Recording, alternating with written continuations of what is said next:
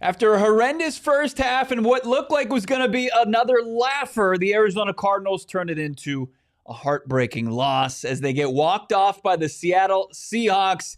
Did the Cardinals offense, did they redeem themselves in the second half, Johnny Venerable? Yeah, is Marvin Harrison Jr. now enough to build from? After a valiant fourth quarter, Kyler Murray orchestrates 2 touchdown drives. Is Drew Petzing off the hot seat, or is it too little too late? PHNX Cardinals postgame show starts now.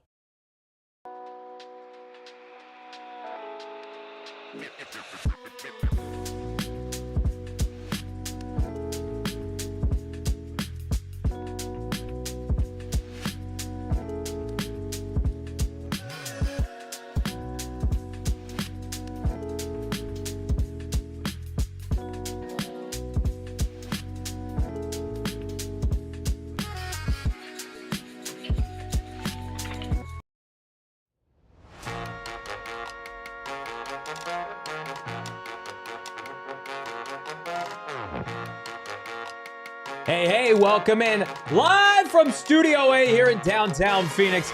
It's the PHNX Cardinals post-game show. I'm Johnny Venerable. He's Bo Brack, Noah Man behind the mic. This is your premier Arizona Cardinal podcast. Like and subscribe. Leave us a 5-star wherever you get your programming. The Arizona Cardinals, disaster class, really, of the first 3 quarters. They rally, fall short to the Seattle Seahawks, 23-20, a last-second field goal. Walked off for the second straight week. That's the NFL. Bo, as we get into our presenting sponsor today on a postgame show. Absolutely. Our postgame show, of course, brought to you by our friends over at Bet365. Download the Bet365 app today and use the bonus code PHNX365. Deposit $10, place a bet for $5, and get $200 in bonus bets. Bet365, never ordinary. And we didn't think we would, but we were able to cash some pretty tasty bets today. We did. Thankful to a second half resurgence for the Cardinals on offense. But, it's not a complete, fix of everything, right? I don't think anybody's going to come away with that. Still, we're handed an L on primetime football. And also, there were some early performances that were tough to overcome. You weren't able to overcome them. So here we are, but they did show signs of life, signs of things that you wanted to see, and unfortunately, it wasn't enough. But I appreciated the resiliency from a team level, and I appreciated the resiliency from a couple personal performance levels. They didn't quit. And again, we're splitting hairs here, and I know there are people upset. We're upset. The first half effort, really 3 quarters offensively, horrendous. Not good enough. Didn't look buttoned up. I appreciated the team's ability to tie the game, attempt to make it a game. I thought the offense played about as good as they can play right now with their limitations. We're going to talk about Marv. But again, this is a year that it should be without moral victories. There are no more moral victories, especially in divisional play. You're now 0-2 in the division, 2-2 on the year with 2 straight losses. And people don't care how you lose them. I mean, Dana in the chat, zero sense of urgency. Yeah. You can't come out and perform like this. Like last week, you're down to the San Francisco 49ers at half. You don't know how to start fast. And again, I have belief in the players, and I have belief in head coach Jonathan Gannon. I still think you exit this game with serious questions on how you opt to prepare 4 games Monday through Friday. How you get ready to play in the NFC West, because unfortunately, you were out-coached again. The coaching staff on the opposing sideline made enough adjustments, made enough plays. I mean, think about it, guys. The Cardinals, yes, they had 2 interceptions, but they were gifted a fumble from Seattle running into their own player. I mean, there were instances like that. So I think I will be disappointed if the messaging's not disappointment from Jonathan Gannon. I think it will be. But I'll tell you, the Arizona Cardinals right now, you would rather it finished like that than how it was trending toward the beginning of the fourth quarter. 100%. I mean, there's. I don't think the moral victory thing is the theme of this game. Yeah. Still a long way to go from where you want to go and where you understand this division where you have to play. Yeah. I mean, you've let 2 slip through your fingers here as far as in back-to-back weeks. 3 consecutive scoring drives. It doesn't fix a season. I mean, I asked Kyler Murray on Wednesday, guys, where it was what's it going to take to get this offense back on track? Is it one series? Is it, stacking series together? And, he understands like that's not going to be enough. In totality, they just have to make more plays. And they were able to make some plays at the end of the game, but there were so many miscues, misfires, and horrific offensive football in the first half that they put themselves in such a hole that they weren't able to just outright win that game at home. And I think Seattle gave you so many opportunities. You get out of that first half and it was, 14-3 at one point, and that felt like an unsurmountable win. With the way this offense, ability to win, just how things were going. But, for them to come back and go, cut into the lead with a field goal and then go back-to-back touchdown scoring drives, and the wide receivers get involved, there are little pieces, little signs of light that shine through kind of this overall kind of cruddy performance. This is always going to be a difficult game for this team, but I do think that, on an even playing field, I think the Cardinals have a lot of good players when compared to Seattle. But I also just feel like right now Seattle has an edge organizationally. You just feel like with John Schneider and now Mike McDonald, they expect to win these kind of games. They expect to be on primetime. They are 10-1, now 11-1 in their last 12 road games. The Cardinals have yet to find that next gear to become a winning team. And again, we thought last year 6-4, now 2-5 down the stretch. Okay, you took your lumps last year. You made some personnel upgrades. Second-year players taking a jump. Okay, this is the year. It's not ready yet. They're not ready to be a winning product yet. And again, I think we're sitting here and it's a little bit of a half-full meal because you get teased by Marvin and Kyler at the end of the game and Michael Wilson, and you're sitting here just where the hell was that for the last 6 quarters dating back to last week? Why do you feel like there's only a sense of urgency at the end of the game? The players can play. And I think that was my biggest kind of sigh of relief. Can Marv just not play in the NFL? Well, of course not. Right. That's a box you had to check. That was you come away with the loss, but that was a win within the game. Right. Because how bad things had kind of snowballed from last week with the bad drop, 2 bad drops, and then this week, you started off with 2 targets at Marvin Harrison Jr. that are 2 turnovers going the other way, including one that hit him in the hands. It looked like he was lost. It looked like he was broken. It looked like, where do you go from here? Right. And with a couple catches in the second half, started to get going, and then kind of the touchdown catch first to really kind of jumpstart this offense for the first time in 4 games. Yeah. Marvin Harrison Jr. was able to show, hey, he belongs. He's got this skill set, and he takes what could have been a lost performance and a performance that would have just piled on, people calling him a bust. He comes out with 6 catches, 66 yards, and a touchdown that put the Cardinals in a position to crawl back into that game. So I think you take that as a little bit of a victory. I know, I'm not taking moral victories. I think you should have beat 49ers last week. I think you should have beat the Seattle Seahawks at home. Seahawks left that door wide open, as I said. They turned the ball over on downs. Sure, they scored another touchdown, but then you get punt before you give up a touchdown before the half. Your defense was good enough. Sam Darnold didn't overly impress me. He made enough plays to get this done. It was an very uneven performance with the scale kind of tipping pretty hard the wrong way in the first half to overcome. That first half was so egregiously bad that it would have taken a Herculean effort, and they almost pulled it off. Somebody who is without fault today and is arguably the team MVP through 4 games. It's our X-Factor player of the game, the ageless one, Calais Campbell. 2 tackles for loss, a sack, 3 tackles. Had to momentarily leave the game. Thank goodness he came back in, was a man amongst boys. That defensive line, I thought, played pretty well, things considered. The run defense was not there, but, they had, I think, 3 sacks on the day. Calais, Darius, and then Josh Sweat had another one. So you're starting to see Calais and Sweaty J projected now for over 10 sacks this year. Yeah. That's an improvement. And you're doing this without Walter Nolan, who we expect to start practicing next week. Expect Will Johnson back soon, B.J. Ojulari. You're going to get reinforcements defensively. And I think that, it's unfortunate because, this offense, everything comes back to it, Bo. It's even without some of your signature players, your draft picks, you're still putting up much better than like normal defensive efforts. Right. Efforts defensively that would win it for most teams. And again, like I appreciate the drive at the end of the game to score to DeMercado. You are not winning many games in the NFL scoring 20 points. You're just not. And so I know there are going to be a lot of people in the chat, and I agree with it, that I'm excited about Marv not rolling over and Kyler Murray showing resilience. There is no excuse as a coaching staff to put that kind of product on display for 3 quarters. The fourth quarter surge should not mask how bad this team was early in the game. Yeah. And if you're Jonathan Gannon, I hope that is echoed to the offensive coaching staff, frankly. Yeah. I mean, look at the defensive performance in the second half. 3 field goals. They didn't find the end zone. No. Seahawks didn't find the end zone. And this has been the defense that you've seen on display consistently through 4 weeks. It sucks. You get the big play to JSN that sets up the field goal. It does. But, you know, like you said, like you should be able to muster more points, especially with what you have invested on the offensive side of the football to get it done.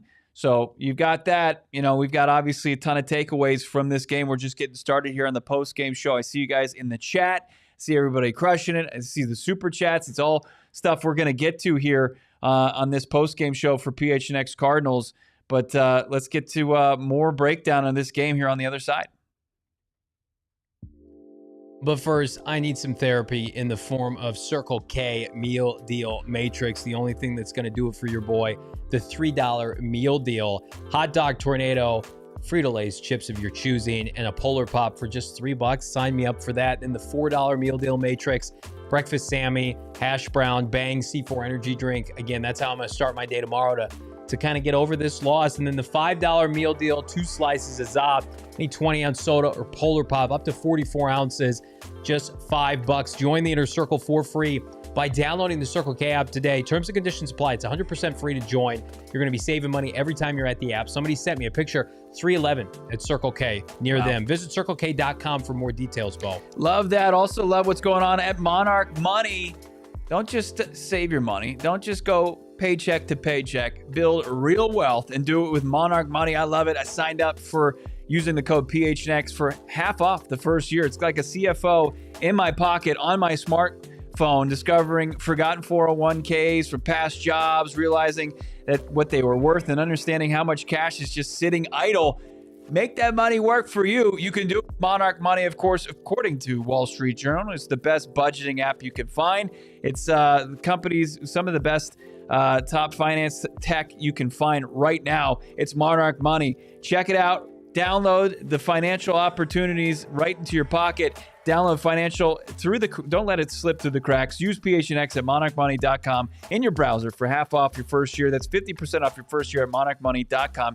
Code PHNX. Everybody hit that like button. The goal, of course, on a post-game show, 1,000 likes. Get your super chats in. We welcomed nearly 10 new supporters via our supporter club during our watch along, which was a banner success. We appreciate everybody. Something we're testing out here at PHNX Sports. I think Rob was asking where the sign up was. There's a join option right down below. Yeah, just right below the video. Yeah, join the supporters club for the real ones out there. True sicko stuff. I saw Rob Mahoney in the chat. He wants to join. Let's not stop him. Just find that join button and get in there. Let's talk about a little counting cards here on a PHNX Cardinals post-game show brought to you by our friends at, I believe, Gila River Resorts and Casinos, Wild Horse Pass. And two of the three we're going to be talking about, I would imagine, for the much duration of this post-game show. Let's start with Kyler Murray. I think for the second consecutive week, played pretty well. Yeah. Again, like you watch Sam Darnold play and then you watch Kyler Murray play, and it's like I don't see a gap there. I see a gap in coaching. Offensively, I see a gap in maybe skill players. Kyler Murray in the fourth quarter, 2 touchdown drives orchestrated, 1 8 plays, 73 yards, 1 12 plays, 57 yards. And again, the Cardinals ended the game with 3 straight scoring drives because they had a field goal, albeit a gimme, at the end of the third quarter. So again, not what you want, right? But if you take away the Marv interception in the second quarter, they're scoring on that drive as well. They're in the red zone. Yeah, at least a field goal. So again, you're never gonna turn the Kyler Murray haters around until you start winning games, and I'm sympathetic to that. But just watch the game with your eyes. I mean, he was making play. That's the number one defense in the NFL. He's making plays. Right. Well, yeah. I mean, Kyler haters are going to find any ways to poke holes in a performance, and most of them are just going to look at the box score because they usually have a casual at the highest, like a casual level of football knowledge, football acumen. And we're sitting there with a former NFL player and Brittan Golden. He's understanding. He's seen it right away. These interceptions that Kyler Murray had, those aren't his fault. Those are unfortunately at the Marvin Harrison Jr.'s fault, especially the second one that was thrown that you said could have been points. Kyler Murray, he was able to help, along with his playmakers, lead the charge back into this game. 200 yards passing, those 2 touchdowns. It's just unfortunate that you had those interceptions. One they were able to overcome because it goes right back to your offense, and you just get 3 out of it. And then the next one, you couldn't be as resilient. And the Seahawks were able to cash in on that, I believe, in the first half. But Kyler, 2 touchdown passes when it was looking really bleak. Like his yards per attempt were right around 3 going into halftime. Brutal. He was able to juice those up a little bit, get them closer to 5. Still not where you want them to be. You want them up close 7, 8. What you saw with Sam Darnold today, 9. But yeah, Kyler Murray, once again, I'm not going to sit here and say this loss is on him. I think he played his part. Look around the NFL. I mean, quarterback play. There's a handful of elite guys, and then you got guys that have ebbs and flows throughout the course of the season. I think, do I think this style of play that the Cardinals kind of resorted to suits him better? I do. I think he's just frankly more comfortable in the gun. I think as long as he's going to be your quarterback, that's what you need to play. Because at least in the first half, they looked semi-competent. The reason they weren't executing was because of Marv and, drops. Michael Wilson had a drop early on.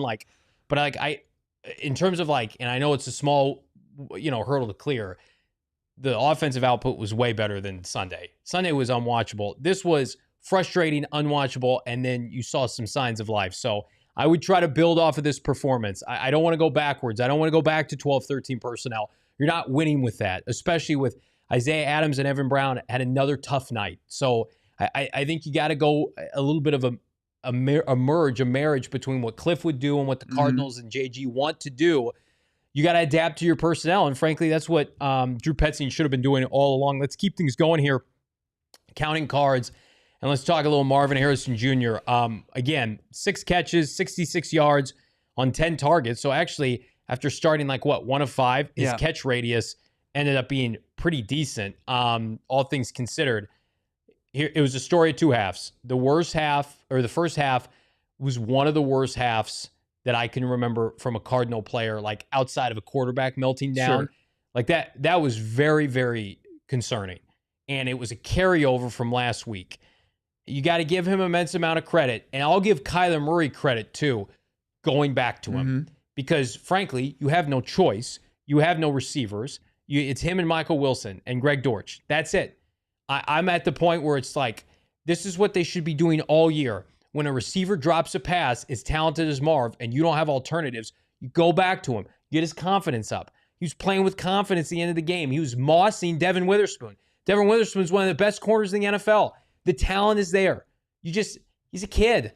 And right now he's in a tough spot, or he was. And you got to be able to look in the mirror and say, we did everything we could to be able to get this guy to the next level. You're not going to bench him. You're not going to cut him. You're not going to trade him away. He's an investment, and you have to do better as an organization to support him. And he has to do better. But that second half was a microcosm of resiliency. And again, being able to go back to him in those crucial moments, got to have it plays. He is capable. He is absolutely, he can play in this league, but he's got to be a priority. He absolutely does. Yeah, I mean, you don't want to see your 4th overall pick face as much adversity as he has.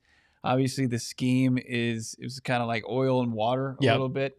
And, did they find something that could sync up in that second half? But him facing that adversity in the first half and then being able to bounce back, that's one of the things you needed to see. Yeah. Because the other option is a lost performance. The other option is withering up and just moving on and something being created that is going to be an inevitable kind of divorce between Marv and players of this franchise or play callers. So for them to kind of pick themselves up and make it close, and Marv to be able to kind of get this horrid 1 catch on 5 targets with 2 those targets turning into interceptions to 6 for 66 and a touchdown. Like, a tip of the cap as far as that goes. You saw Marv after the game-winning field goal went in.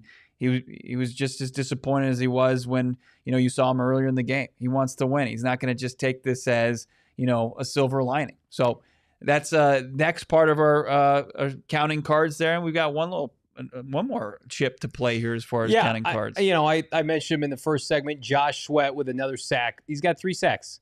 He's played 4 games. I mean, the Cardinals' pass rush isn't perfect. Yeah. It's much better. It's significantly better. I thought he and Baron Browning were especially great. Calais was good. Darius Robinson ended up having a sack. He left this game with a chest injury. Yeah. That's concerning. But again, you're going to get reinforcements.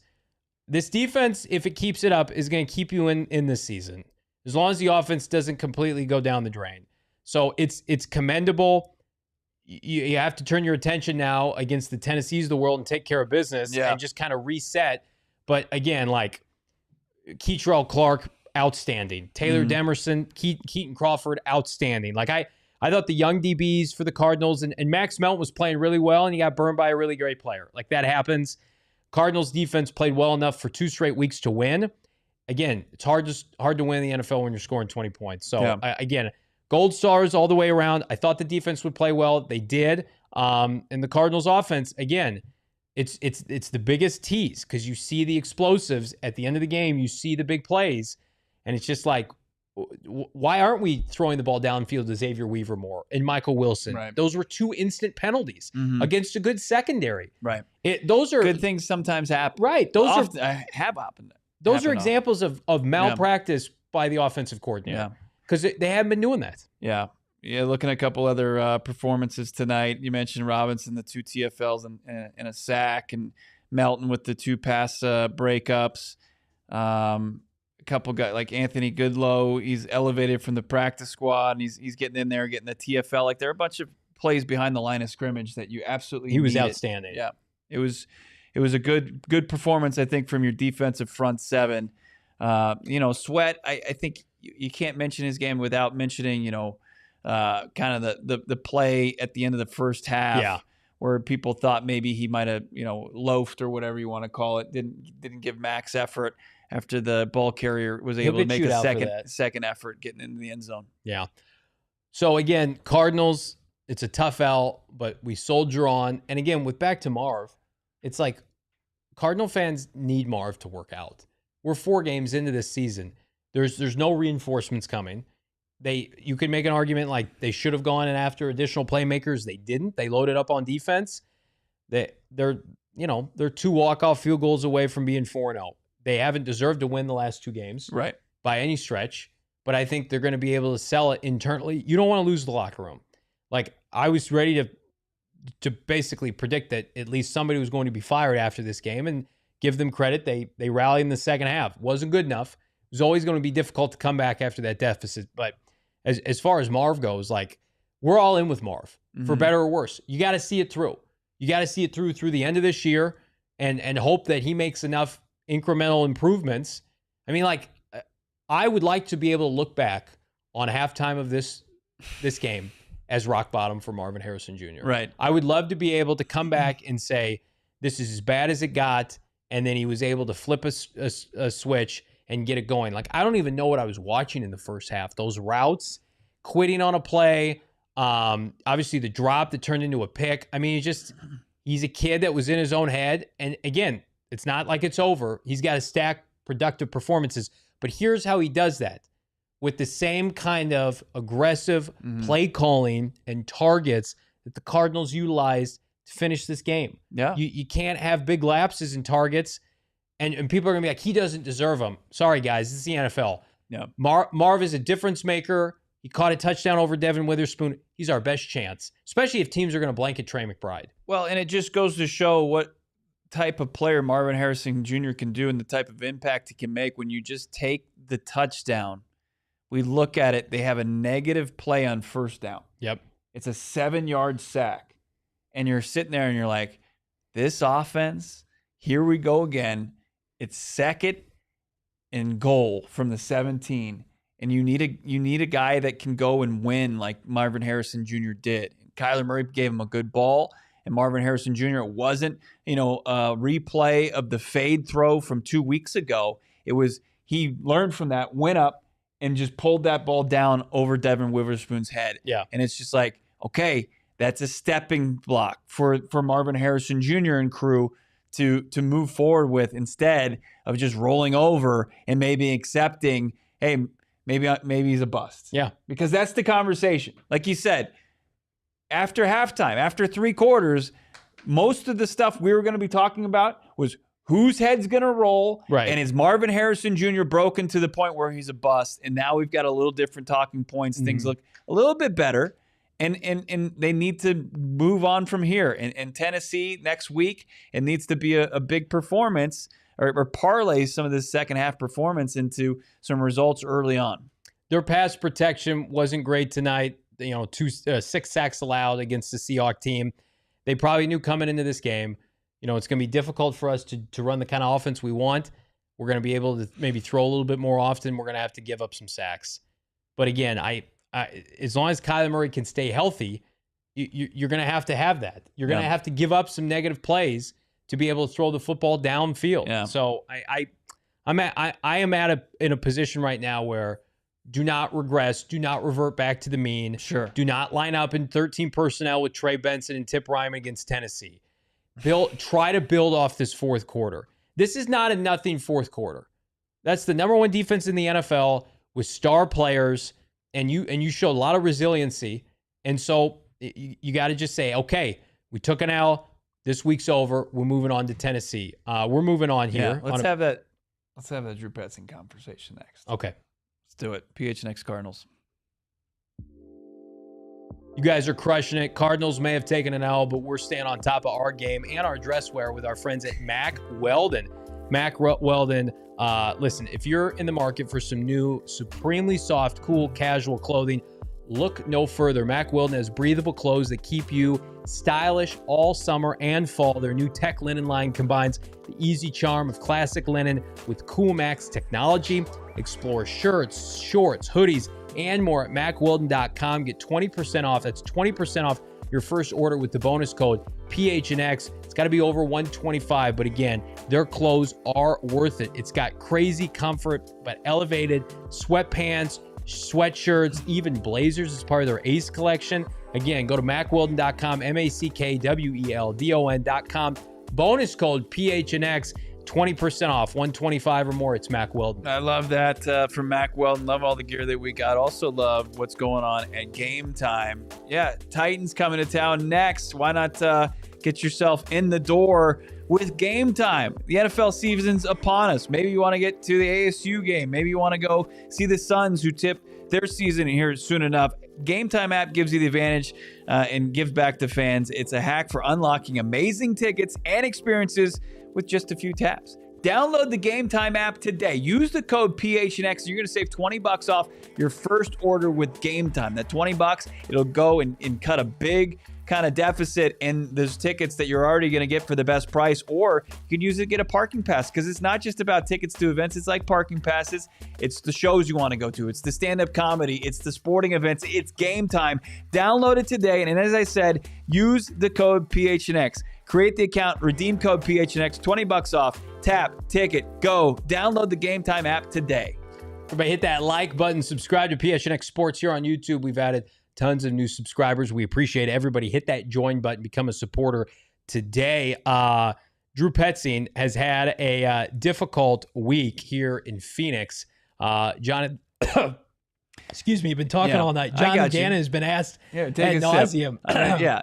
Jonathan Gannon's been fielding questions about his play caller all week. It's basically from the post game on Santa Clara to where they're saying, are you going to do anything about the play calling? Do you have a problem with the play calling? And he said in that post game, and I'm going to paraphrase, I'll say a paraphrase, but pretty much what he said was, I'm never going to have an issue with the play calling. Yeah. And then later in the week, I believe on Monday, actually just a day later, he's asked about it. And he said that, he's got no issue with the play calling. and then went on the flagship radio station and then, pretty much said he liked the game that Drew Petzing called at that point. That was a tough comment, and people ran with it. And if you listen to the comment, it wasn't nearly as bad. This is a week-to-week thing. This is a month-to-month thing. I think for a lot of Cardinal fans who are frustrated, it's like they wanted finality either way. They wanted finality with Drew Petzing. Is he gone? Is he staying? Is he better? Kyler Murray, can you take us to the next level? Is he a bum? Marvin Harrison Jr. Unfortunately, for a lot of people who wanted that, it's an incomplete right now. This is a week-to-week thing. It's a week-to-week league. And listen, the Cardinals haven't proven anybody right with their offense. Their offense, anybody wrong. Their offense is still averaging 20 points per game. Mm-hmm. It's not good enough, right? They're still in a very difficult spot. Yeah. Week to week offensively to try to score points. But I would imagine, barring something unforeseen, like they're not going to fire Drew Terrell tomorrow. Certainly they're not going to fire Drew Petzing. But again, this is going to be a talking point. Everybody's going to ask, why didn't you go to the hurry up earlier? Why weren't you allowed to stretch the field earlier in this game? What's it going to take for the offensive line to get it together? I think that's a big issue right now. The fact that this offensive line has not looked right since Clayton Adams left. But I mean, this team is 2-2. Without this defense, they'd be 0-4. Yeah. And if with a more competent offense, they'd be 4-0. Yeah. One thing that Drew Petzing no longer has is his James Conner crutch. Yeah. And I've said it a couple times now. I think that Drew Petzing, the Arizona Cardinals' offensive philosophy, their identity, they've got an identity crisis now. Yeah. And what you saw in the second half, what you saw in the fourth quarter where they had the back-to-back touchdown scoring drives. Before that, they had a field goal drive. They scored 3 consecutive series, okay? And what you saw, and they ended up with in the box score, was most of their receiving yards came from where? Wideouts. The wide receiver position. Is that the first time all year? It feels like it. Feels like it, right? It might not be true, but it could be, right? But as far as like Drew Petzing, how they want to play football here and play on the offensive side of the football, you don't have that hard-nosed ability to be a bully in the run game anymore. James Conner's gone, and the offensive line, for whatever reason, you mentioned Justin Fry. Yeah, something's not clicking there. It's not the same. And your personnel says you're probably best suited to throw the football. And you're best suited to throw the football to your wideouts. Just like I mentioned, second and goal from the 17, and you got a guy that can make a play, not just move the chains, not just give you yardage, but you get you a scoring play and get you back into that game. Also, like, Kyler Murray can run the football. Like, if this is Kyler Murray's last stand, let him run the football in Arizona. 5 carries, 41 yards, 8.2 yards per clip. I mean, Trey Benson ran the football well, 8 for 35, and I'm sure the Cardinals would have liked to have leaned into the run harder, but guess what? They were so bad offensively, they had to throw, right? And you could argue was Seattle playing prevent defense at the end. Who knows? But they start games so poorly now. Like, it's impossible to judge them without a kind of grading on a curve for the rest of the game, because it's like a difference of like that quarter was unwatchable. That half was better, but not great. You still can't score over 20, 24 points per game. I mean, like, there are teams in the NFL that can blink and score 30, 40 points every week. And then the Cardinals, it is so painful. Here's something else that I want everybody to consider right now. They scored 2 touchdowns in the fourth quarter. Let's throw a parade. The second drive, when they, got the DeMercado touchdown, they had to convert a 4th down. I mean, like, theoretically, if that's a different time in the game, they're probably punting again. So, like, they were operating with the impression that they would have 4 downs to get a first down. And again, like, that's not normal. That's not what you're typically going to do. But, like, I won't be a hypocrite. Like, I thought they moved the ball better in the first half than against the Niners, but I think everything was a wet blanket because of the play of pretty similar. Marvin Harrison Jr. It's pretty bad. The first that's half. true. You that's come out true. with 3 points. It wasn't great. They had under 100 yards of total offense today. At that point, I can't remember. It was probably pretty close for the 49ers. I know they had the time of possession more so last week. It wasn't great. I know our Dana Ballknower is putting some info in the super chats. We'll get to those in just a bit. But as far as did they really throw more downfield? I know in the second half they certainly did. But now you got to figure out, okay, how do you avoid the slow starts? right? How do you avoid those stagnant first halves? Because they're putting you way behind. Like you had an issue like the first 2 games, you're slowly building leads. You weren't like you didn't avoid any slow starts. I wouldn't say that they've started out hot in any of the games outside of where they got the scoop and score. That's your defense that's doing it for you. For the most part, offensively against Carolina, it was a slow start.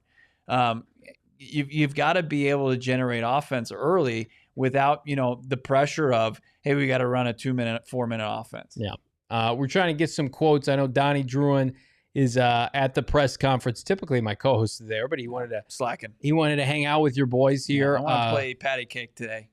I'm in studio. Kyler Murray comments here from Donnie Druin. It's not clicking. We got to show up and be ready. It's like shit loading. It just takes too long. That was Kyler. Yes. That was your franchise quarterback. On the offensive struggles. So, I mean, I don't have any comments from JG yet. But again, just he reflects the disappointment from this fan base right now. This is a team that has right now, in the year of our football Lord 2025, hit a ceiling. They've hit a ceiling. They can beat bad teams. They can compete with middling teams. They cannot beat good teams. They have lost 6 straight games to teams with winning records, and they're 2-10 in their last 12 against teams with winning record. Saw this from the team account as far as Kyler MHJ. He said he played his ass off in the 4th quarter. Yeah, encouraging.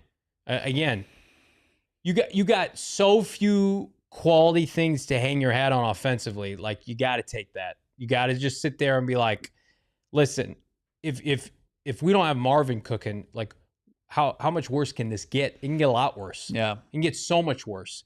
You're going to put Semi Fioco out there? Right. Zay Jones? I mean, like, with all due respect to those guys, Xavier Weaver, like, I'll tell you what, I like the usage of Greg Dortch underneath. You don't move forward at all. You just don't. No. Like, it's a lose-lose. Right. It's saying this is doing damage to itself, and at this moment, we don't see a path forward. Like, the idea, the local paper said bench Marv last week. Can't imagine what they were saying after, today's first half. Right. And then you bench him, you don't get that second half performance. You just don't. And you have to wait. And then you create fewer opportunities that were already not there. You banked on this offense. You put these players together. This entire offense minus K1 and Trey McBride, and you stuck with Kyler Murray. He's your guy. This is handpicked by Monty Ossenford, Jonathan Gannon, and Drew Petzing. This is their vision. So you got to see it through. Because you're not firing JG. You're not firing Drew Petzing tomorrow. Tip Ryman, Elijah Higgins, Paris, Evan Brown, Isaiah Adams, Jonah Williams, Trey Benson now. These are all their guys. They brought them in. This is not a Steve Keim problem anymore. This is a Jonathan Gannon, Monty Ossenford problem. How do you fix it? Like, you're not going to trade for a wideout tomorrow. Right. Your record, frankly, doesn't justify it. You got to use the sum of your parts over the next 10 days to figure out what kind of season do you want to have moving forward. You're 2-2. Not ideal. 0-2 in the NFC West. The team that won the division last year, 1-4. You got a defense that we think could be pretty special. Showing up every week, playing their ass off with a bunch of guys. This offense, at the end of the day, you at least got to go all in with it for the rest of the year to know if you got to scrap and start over in January. But like removing pieces, benching players right now, okay. I'm excited to watch Xavier Weaver start at receiver. Like, those are people. When Zay Jones comes back from his concussion. Those are people that just don't know ball. It's like Marv is capable. It's up to the coaches and Marv to figure it out, and it's a long season. So the bench crowd can just spare me with that. No, learn the game. Okay, this is not the XFL. Were you going to go sign street free agents tomorrow? Get Amari Cooper to come out of retirement? No, figure it out. You were going on to say that Greg Dortch, he had some clutch catches for this team. Yeah. And he wasn't doing it like where he's catching the ball down the field. He was catching the ball in space and making plays in crucial spots. And then Michael Wilson, as I said, you wanted to see him come up with the one that he was out of bounds on, but then makes up for it with a one-handed catch on 4th down. One of the better 3 catches for 15-yard performances we've seen. So good on the wide receivers for coming up plays when their numbers are called here in the second half. it's good to see some more takeaways, some more positive moments, some good, some bad. We still got more to break down here on PHNX Cardinals. It's all coming up next. But first, let me talk to you about our friends at Zen Leaf Dispensary. There are a lot of people partaking in some, let's just call it some adult flavors during our watch along. Let's call them that. And you can too with our friends out of Phoenix. Whether you're gearing up for game day, winding down after a tough day for Phoenix sports between Diamondbacks blowing their season over the last 24 hours. Now the Cardinals. Zen Leaf Dispensary, just what the doctor ordered. They are our go-to spot. Yours too for cannabis. Flowers, vapes, edibles, and more. Locations all across the valley. Chandler, Gilbert, North Phoenix. Easy to swing by before kickoff. Order online for limited time only. Use the bonus code ZEN, Z-E-N, PHNX for 50% off. It's 50% off right now in the description below. They've got 8 Valley locations, and they're going to make sure you get exactly what you need. First-time user, again, save 50% off right now. Zen Leaf, great weed, great service every time. We've got some great things coming down the pike soon, like very soon, with Branded Bills. Have you checked out what's going on with Branded Bills? Local company, Mesa, Arizona, but worldwide, international. You go anywhere. Johnny, he's an adult Disneyland goer. I mean, I have kids. I bring my kids with me. Too, but you mostly go for yourself and the churros. You see them all over the place. You see the Branded Bills hats. You go to, watch your kid play, sports. You're going to see Branded Bills everywhere. It's the best way to elevate your brand. It's a great looking hat, and it's not just hats. It's apparel. It's anything you can find, from hoodies to snapbacks to trucker hats. You can find them with our friends over at Branded Bills. Save money while doing so as well. Just as what you need is the promo code BBPHNX for 15% off your first order at brandedbills.com. That's right. Level up your brand or your co-ed softball team, whatever it might be, with Branded Bills. BBPHNX for 15% off your first order at brandedbills.com. We appreciate everybody watching. Hit that like button. Let's take a look. Let's buy the numbers here. Brought to you by our friends at Desert Financial Credit Union. Ugly for the Cardinals. Again, takeaways, as the number stands out to me. Also, I mean, like the Seattle outrushing the Cardinals in their building, feels like that happens every time these two teams play. Passing yards, that number probably for Kyler Murray is actually just slightly over 200, but point remains, like the Cardinals, they were outplayed in the first half and they turned the ball over, and that was the difference in this game. I mean, the Seahawks were holding on for dear life. They made a couple more plays thanks to the botched kick by somebody who's usually pretty, steady with his leg. Yeah. And at the end of the day, the Arizona Cardinals, they're not on the level of the Seattle Seahawks. That is clear. It didn't feel like that big of a running day for Seattle. They had a couple early runs with Kenneth Walker, and then Sam Darnold he had a 24-yarder. Yeah, Walker had that 21-yarder. The takeaways, you pretty much, it was 1-0. Because on one play, Kyler throws the pick, and then the guy fumbles it immediately away. So that's kind of a wash. But I like this quote from Kelvin Beachum, not to interrupt you, saying, "This one hurts. 2 back-to-back close division games, and we didn't get it done. There's a lot of talent on this team. We won't waste this loss in lingering. We'll use it as a turning point, examine our plan, identify our errors, and come back with a solution. Hashtag the process." So, again, like I like that they didn't quit. Could have easily quit. There have been a lot of Cardinal teams that quit. A lot of Cliff teams, Ken Whisenhunt teams, Steve Wilk teams at the end that just are like, I'm done. Mm-hmm. And it looked like that Charbonnet touchdown that got called back. Right. It looked like this team was ready. And we were going to come on this post-game fire and brimstone. Oh, man. And they rallied and they tied Watch the watch-along if you have any doubt about that, how down we were on this performance. They came back and tied it. And again, not a moral victory, but I do feel like if the Cardinals are going to turn it around, it's got to start now. And it's not like in years past where they have to overachieve. Like, they have good players. Mm-hmm. I think they're very comparable defensively, especially when they get all their pieces to Seattle. I think the Cardinals have a good pass rush. Their secondary is so well coached. Mac Wilson, came out, had to come back in. Like, their defense is a playoff caliber defense. The difference, though, is getting consistent play. I mean, there's not a Jackson Smith and Jigba on this team.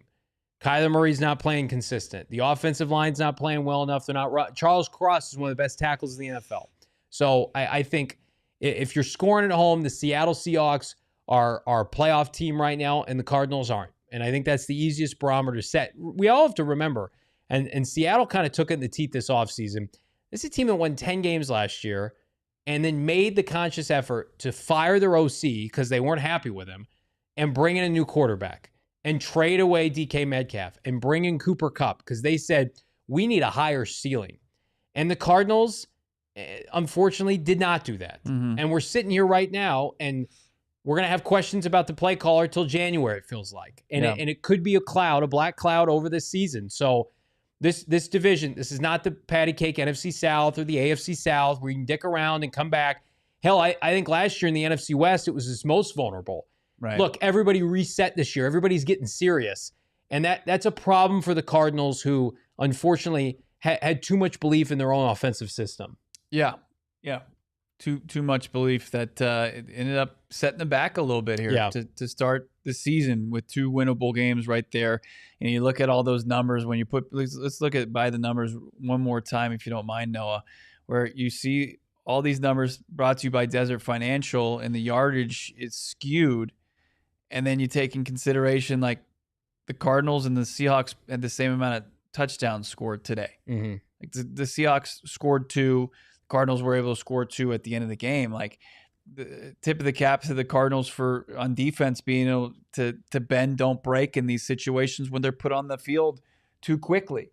And they're giving up chunk yardages. Like Blake Gillikin has a massive punt that pins him back. And Sam Darnold, we talk about that run, and there was a catch before that Arroyo over inexplicably Josh Sweat in coverage is like, what the hell's going on? And they're able to go down there and put together a scoring drive. But, it's these numbers were a little bit skewed, and the Cardinals were able to keep into the game by keeping the Seahawks for the most part out of the end zone. Yeah, I'll give Noah credit too. The ESPN has the Cardinals passing yards at 164, even though Kyler Murray threw for 200. So it's the sacks. Yeah. It's the 6 sacks that you suffered. So that takes you down. Yeah, absolutely. We are keeping things going here. We're gonna turn right back around and we're gonna get to your super chats. Hammer that like button. We got super chats aplenty to get to, and we're gonna talk about where this team goes next on a very emotionally draining PHNX Cardinals postgame show. Stick with us. But first, let's talk about our friends at Bet365. We cashed some of our bets. Did you? What was our pregame? So our pregame bet. What did we have? We had Kyler Murray. Man, I can't even remember. Noah's going to have to pull it up. This is not good podcasting. 220? Kyler Murray over 220, which he fell short on that. But I think we also had maybe, what did we have? Kyler over 20 some odd rushing yards. We have that. Yeah, 25. And then we had the under, obviously. So 2 of the 3 legs, back-to-back weeks, 60%. You'll take that. Bet365, you're a winner, regardless if your team goes up by 17 points. Breathe easy. Cardinals don't play this weekend. They can't hurt you anymore. Saturday, Sunday football, instant payout on straight bets and parlays make you a winner. Again, download the app today. Bonus code PHNX365 when you sign up. Last season, both money lines were paid out 4 times as much because of the early payout offer. Again, new customers right now, if you never downloaded the app, $200 in bonus bets when you bet just $5, win or lose. Again, $200 in bonus bets, win or lose. Bonus bets can be used on spreads, totals, player props, futures, and more. Whatever the moment, never ordinary with Bet365. You got to be 21 years and older. Physically located here in the great state of Arizona. If you were someone you know has a gambling problem, wants help, call 1-800-NEXT-STEP. Text Next Step to 53342 or visit problemgambling.az.gov for more info. I was able to cash on the Bet365 app on a Kyler Murray over 35 pass attempts. Nice. Hit that. 41 on the night. Nice. Big fat winner for me. I go into NFL weekend with a little bit bigger stack. Thank you. And I know where to put my money. How about Mountain America Credit Union, the My Style, Your Lifestyle checking account? Get it, because you want perks with your checking account. It's not like you just want to go put your money in the checking, saving, and it just sit there and you be able to get it out. Why not get an account that can help you enjoy restaurant deals, mobile phone protection, telehealth access, identity protection, loan rate discounts, offers on travels and events, Visit macu.com/mystyle to apply. That makes your MyStyle your lifestyle at Mountain America Credit Union. macu.com/mystyle to apply. Membership required based on eligibility. Some benefits require no cost registration activation. Terms, conditions, exclusions apply. macu.com/mystyle to apply. Hit that like button. 1,000 likes is the goal here on a PHNX Cardinals post-game show. Feels like we've been live all night. I wouldn't have it any other way. Let's get to your super chats here. Kicking things off with Mac Daddy 714. The two guards suck. Drew has a good fourth quarter, but the rest of the game was still off. So happy Marv got his swagger back. Absolutely. Thank you, Mac Daddy. $4.99. If he's ready to play, I've been hesitant. If he's ready to play, Will Hernandez, does he take over for Isaiah Adams at this point? You don't feel great about either of the guards. I think there's been a couple moments the last 4 games where I thought Evan Brown looked overmatched. So it all depends on what you want to do there. Do you want to put Will at right guard and swap Adams over to left guard, or keep Evan Brown, or keep Adams at right guard and put Will Hernandez? You have options, right? Yep. So, and you've got a healthy John Gaines, and he isn't pushing for playing time. No. I think they were trying to let, especially Adams, work through this. It's become one of those things that you can't let it linger much longer. Chris Wallace, $199, another game under 300 yards of offense. Yep. Again, and I'm liking what I'm hearing from Kyler Murray. I didn't hear comments from JG yet, but the offense is the catalyst for their losses. Yep. And it's another week, another frustrating outcome when you know what this team is capable with the personnel. Doc XD 199. What was the kick? Chad or Jeff Rogers? It's the right call. We got some context. They did the same thing earlier in the game when they pinned Seattle deep. It was just poor execution by Chad. It's the right play. He shanked it, and it's unfortunate. But then, the Cardinals made a couple plays and got to, second and third down. Jackson Smith and Jigba. Yeah. That was the play. So that was the killer right there. It shouldn't have came down to the kickoff anyways. Right. Sure. For the Cardinals blew this game in the first half. Absolutely. James, $10. Thank you so much, James, for supporting the channel on that level. Going back to the end of last year and the last 2 drives, when Petz lets guys play and gets Dortch moving, will you take that off real quick? Yeah. In the satellite role in this offense works, take the training wheels off and let Kyler Murray cook.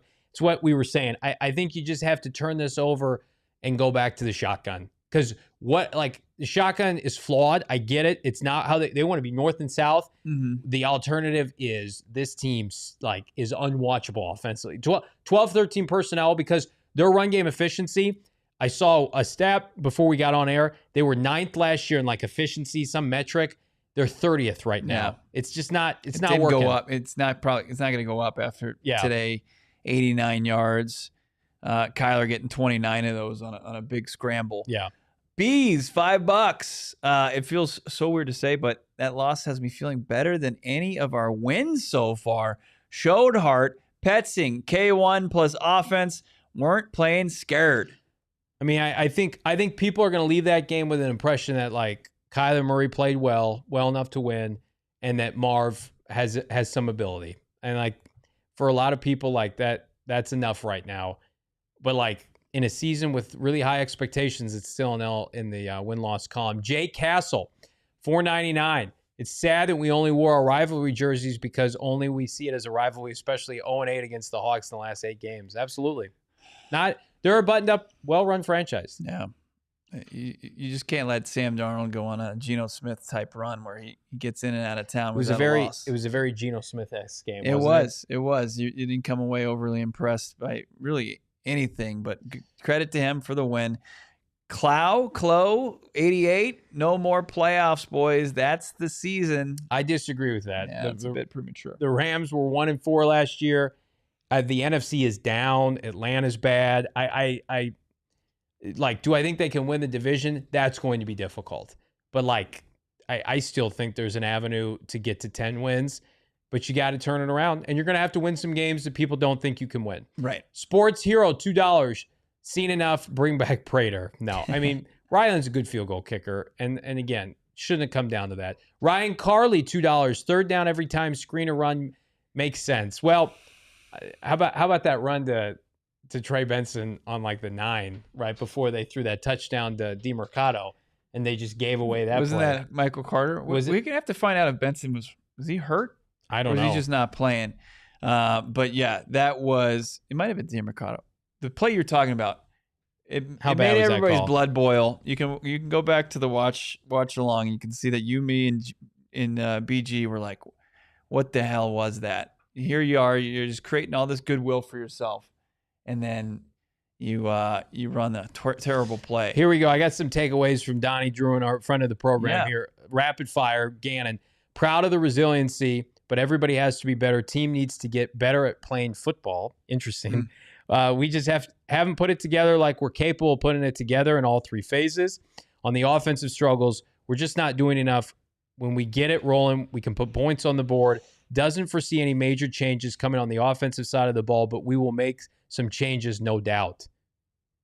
Thought Marv's response was fantastic. Made big-time plays in the second half. Quote, I'm not worried about Marv at all. We're going to be fine, but coaches taking responsibility and accountability. If you play them in a phone booth, you're not going to like results. On facing Seattle's defense, clearly wanted to air things out tonight. Libertarian Sasquatch 199. We pray Marv broke the curse placed upon him. Yeah, It's a hell of a chance to rally. Absolutely. But it's got to be. He's got to have a good performance next week. Like, we had a good performance in week 1, and then 2 quiet performances that bled into this game, and then he turned it into a decent performance. Now you gotta start to put them together. You got to start to string them together. And against Tennessee, I know they're not a pushover defensively, but it's an opportunity. Panda with Wings X. If we only could play with urgency and pass the ball outside of the fourth quarter. Liked what I saw from the receivers in the second half. Get them a new OC. Kyler Murray on Marv. I need him. He needs me. I need him. He's not coming out of the game, and I don't want him to. Yeah. It's true. That's the season, guys. People hate Kyler. You're upset at Marv.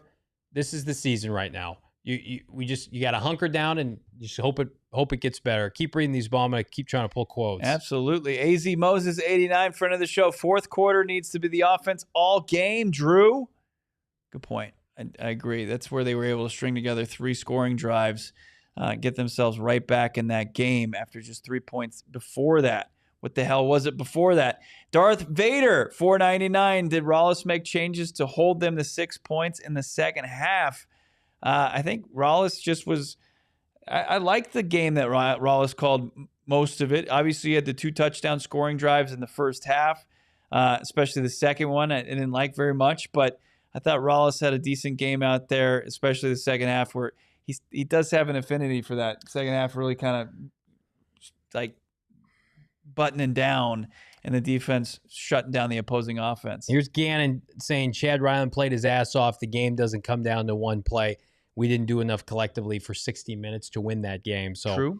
Also said there's no reason for major changes on the offense, but added we do have to take a good hard look at what's going on and adapt. If you just keep doing the same thing and hoping that's not good coaching, we will change and adapt some things. So I think that's more so maybe from a mindset of how they're going to have to play moving forward, something you've alluded to.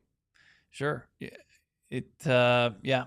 People were calling it for it. I mean, for the last 3 weeks, and if this is the thing that's going to inspire change, it's overall good, right? As long as it turns into positives. Carlos Martinez, 499. Offense is terrible. Can't convert.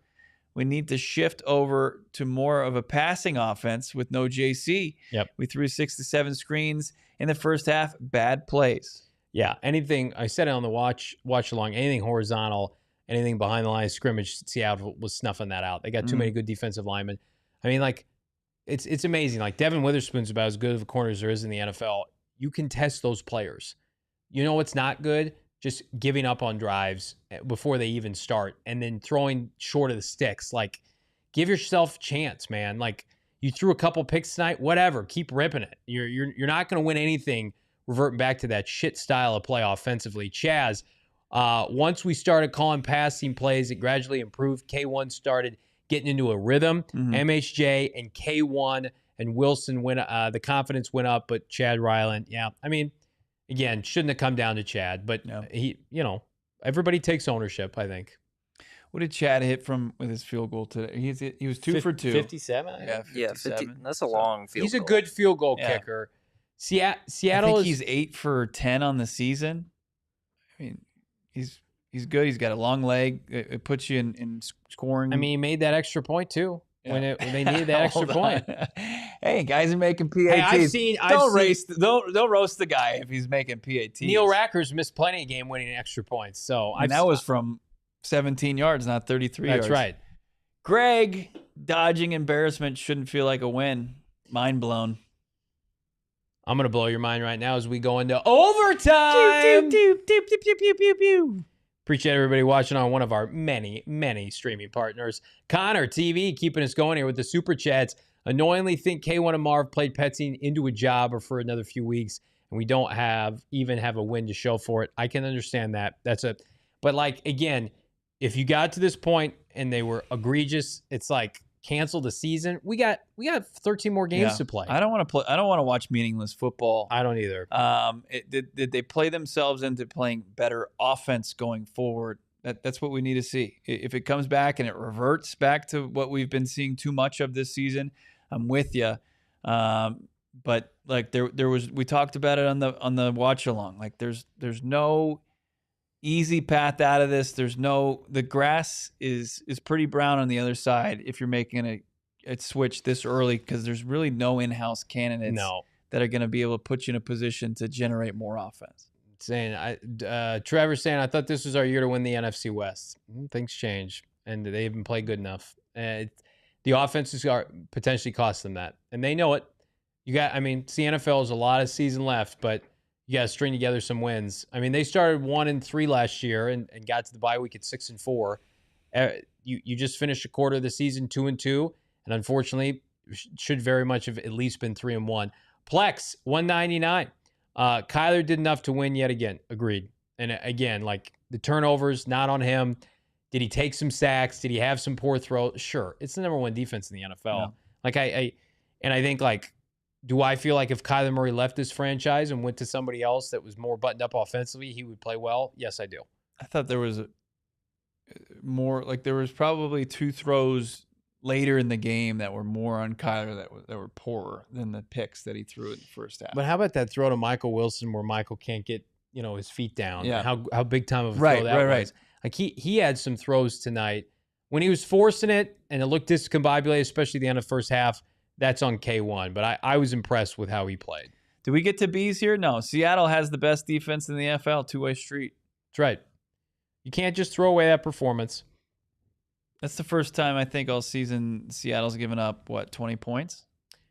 Yeah, I mean, they're a really good team. Dominic, $5. Hopefully Marv and the offense can look like they did in the fourth quarter, and the defense will only get healthier. Rams were 2-4 after week 7 last year. There you go. This defense is going to ascend. We're a couple days away. Walter Nolan's going to be back. Alphonse, $4.99, 4 weeks playing not to lose, cost him another week. Just kick the damn ball. When is it enough? Is going to be enough. It worked earlier in the game. You just couldn't execute. It's tough though. I get it, my guy. Mac 26, $5. Profile pic. I don't know who that is. Is that Robert Goulet? Mentioned last year not having a burner opposite MHJ was a problem. And you said you don't need one with MHJ. Can do that. Kyler 8-22 against the NFC West. That's a tough stat. It is bad. He's a tough stat. 2-9 against the Seahawks now. So a lot of those losses coming in the Seahawks. What are you doing? Who are you getting? What are you doing? Matt G, 4th time in MHJ career, targeted at least 10 times. And again, got production out. They targeted him in the second half and he got going. It's like, that's what it takes, man. Marvin can't have those kind of first half because they targeted him in the first half too, and he was really bad. But yeah, Michael Wilson needed that catch on 4th down. I hate talking about moral victories, but to finish the game like that can change. I do think it can change the season for Marv. And for a 22, 23-year-old, you've invested so much, you have to take that. You can't have that pick be a big nothing burger. Like, everybody saw him at his lowest point, and then everybody who watches football, who's romantic about football, saw him succeed in the second half and bring them back. Like people root for that kind of thing. So it wasn't just like a lollipop easy catch. He went up and he took it away. Yeah, took it away from over a defender. Is it Alex? Panda with wings. Yeah, no, you got that. Yeah, Panda with wings. Flea flicker should have cost Drew his job. Bad. Yeah, what the hell was that? Bad. You're rolling. You got a flea flicker with like 30 yards to go. Dana, 10 days to fix this thing. Drew bought himself a week. Yeah, I think so. Do you think there's still a possibility they could fire a position coach? I don't think anybody gets fired after this. Okay. But it was trending towards somebody who was going to be the fall guy. Yeah. $4.99 from Chet. Thank you so much. This most heartbreaking thing is that they just bought Petzing more time. Yeah, I've seen a lot of this. This was supposed to be a loss. Next week we'll be telling about the future. 100%. Like you lost to two teams with a winning record. Now you got to get back to business against the team. Tennessee's a bad team. Can't be losing to Tennessee. Right. They have decent defense, but their offense is in shambles. It's a team you have to win. Their head coach is a joke. Yeah. He doesn't know the rules. Daniel Barnett, $2. Chances Nolan Hernandez playing against Tennessee. High. Ooh. I'm sorry. I read that as Will Johnson. Yeah, I think Will Johnson certainly. Yeah, that. But I think Walter Nolan's going to need some practice time. He didn't get to any training camp. Dana, $2. Only 15 of the 41 pass attempts were over 5 yards. It's a problem. I'm curious how many of those came in the second half. Probably all of them. Chant, $4.99. After costing him 2 INTs, K1 kept going to MHJ, finished with a beautiful TD on Spoon's head and huge plays on a game-tying drive, maturity from the quarterback. I think on national stage, and you came back and you played well, making big-time throws, like – do you want to be some of these? You want to be the Browns starting Joe Flacco? Who are you getting? I'm fine with moving off Kyler Murray if you got an upgrade. If Justin Herbert falls in your lap, if Joe Burrow knocks on your door, Josh Allen, this is a trust the process season. We gotta let it all play out. Carter, $4.99. Offense so disappointing every week. Fourth quarter got optimistic but could not get it done. Can we get some change? Cards fans from Iowa, thank you so much. Love the show. I've got friends and family in Marion. Thank you so much, Carter. I think Gannon alluded to I think they're gonna change the offense. I think it's gonna be closer to what we saw tonight. I think that's the right move. But the personnel's the personnel. You got to adapt to it. Right. Yeah. T-Vato, $2. Offense struggling like JV after 2 White Claws. That's accurate? 1,000% these days. Lightweight. That's great. I love that, T-Vato. Thomas, $10. Thank you so much. Benson had 5.5 average. 8 carries was not good enough. He will be good. He would have had more carries if the game was closer. Mm-hmm. But when you have to make up 2 touchdown drives, that's tough. But I'm with you, Tom. I was very impressed with him tonight. I thought he caught the football well. He broke tackles. I thought all the backs were good. Again, they have some pieces here. They got to build on it. $9.99 from Brian. We cannot forget how gutless the Cardinals are for not going for it on 4th and 1. Careful ball is not winning ball. Look at the Lions, and BA would have shoved it down their throats early and often. The problem, though, too, is Brian is I have no confidence in this team in short yardage right now. What part of the field were they on? I think they were on their side of the field. It was in the second half. It was after a really bad third down call from Drew. A vintage third down from Drew. Carter, $1.99. Should build from this. Can't ignore quarters 1 through 3 on. Yeah, it's the perfectly put. It's a blessing and a curse. Louis, $1.99. Tough loss. Glad MHJ had a nice TD catch. He's your future. You got to figure it out. Don't let him sit. Don't let him stew in the hate and the disappointment. Appreciate the great coverage, Bo, JV, and BG, Damon, and Noah. Well, we appreciate you. We've had a great night. I mean, it's a great night watching football with all of you and our friends here in the studio. And Bo, hopefully the Cardinals reciprocate it one of these days. Yeah, keep playing football that means something, right? I mean, you don't want to get to December and the season is lost. And can they build off of this? Can they put themselves right back into it? Where were they at this point last year? 1-3. 1-3. Okay, so a little bit better. Playing much better teams though. Trevor, $1.99. Well, we'll be at Disneyland soon to ease those L's. Well, I'm excited for you. They've revamped Splash Mountain, so that sounds good. Is it Splash Mountain? I can't remember what it's called. Space Mountain. That's Space Mountain. But then they've got, what's the one with the big drop? I think it's Splash Mountain. Yeah. Tiana's Bayou. That's been a fun one. I'm a big Star Wars, the old ride, Star Tours. I'm a big Star Tours Ryan, guy. is Kyler's checkdown habit, is it him scared or Petzing? Petzing, 100%. You think Kyler Murray's scared to rip it? He ripped it all? I think it's a bit of a couple things, right? Because we talked to Kurt Warner about it. I thought he made some great points. But one is what the defense is giving him. 2 is coaching points. And then, 3 is he going through a little too quickly? Yeah, that's fair. Blake, 199 support. Appreciate that. Let's get to all of our new members if we could, Noah, man. Or do we have those? Noah's going to work on that. We're going to reset here as we look ahead, Bo, to next week. The Tennessee Titans come to Phoenix. They're going to get some reinforcements back. Hopefully they didn't lose anybody in this game.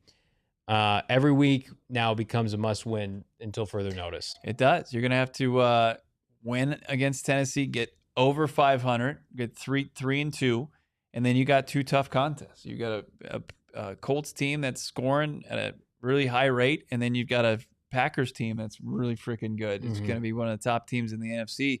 So you're going to have to get out of that. Still, you're and to your point earlier this week, like they're 2-9 against winning now teams. 2-10 against winning teams. You got to prove that you can beat winning teams if you want to become a team that's in the playoffs. You can't put everything on Marv if you're Drew Petzing and Jonathan Gannon. And they don't, and they won't. But, find a way to beat some of these teams. So, the Niners beat you last week with no players. Are we going to blame that on Marv? You take this entire loss, you take these last 5 days, and you look in the mirror and say, how do we need to be able to contend here in 2025? Because what we thought over the course of the offseason, how we were going to play, that's out the window. It ain't good enough. Ron just became a member. Appreciate you, Ron. Blake also is a member. Anybody who's on the fence, I promise you it's worth it. Click that join button. Support what we're doing here. It's the Supporters Club at PHNX Sports. We are so fortunate to be able to do this, and this helps keep the lights on for your boys. Doc XD, loving the almost 1 a.m. PHNX hangout. Well, we appreciate you. It's only 9:50 here in Phoenix, but we've been going wall to wall since about 5 o'clock, 10 hours live on air, 5 hours, on air. And listen, this is what you can expect from your premier Arizona Cardinal podcast. No doubt about it. Keeping it going. How about Evan showing my girlfriend Star Wars? She loves it. She's a keeper. Put a ring on that, Evan. And then last but not least, Blake, 199. Hire Mike McDaniel as an OC after the Dolphins fire him. Special assistant. I don't think he's getting fired tomorrow, but it's disappointing that we're talking about coaches being fired. Let's bring them in. The Cardinals are going to just ride this out. And I think they're going to beat the Tennessee Titans, and they're going to be 3-2, and they're going to be feeling themselves. But again, a long way to go from taking this team seriously as a playoff contender. And you got a long way to go as far as the 2 teams after Tennessee and how many points they put up on week in and week out. Mm-hmm. And you like how your defense has played so far, but you still need to score more points. And they haven't done it yet. And you got to see that performance, at least one of them, before you get on further into the schedule. Yep, you got to find a way to go 2-1 in your next 3 games. Carter, 499. I'm not too far from Marion. I will represent from the Midwest. Go Cards. Absolutely appreciate that, Carter. And then Joshua, 99 cents of support. Thank you so much. We appreciate everybody. We've had a banner evening of Cardinal coverage. And again, this team right now, they're in a little bit of a holding pattern. They can go one of 2 different directions. I trust Jonathan Gannon, but will he make the right moves? Will he press the right buttons offensively? Because, again, we know the alternative is much of the same. Right. And we can't see that. I can't stomach that for the rest of the way. Yeah. Right? We need to see more of what we saw in the fourth quarter than what we saw before that.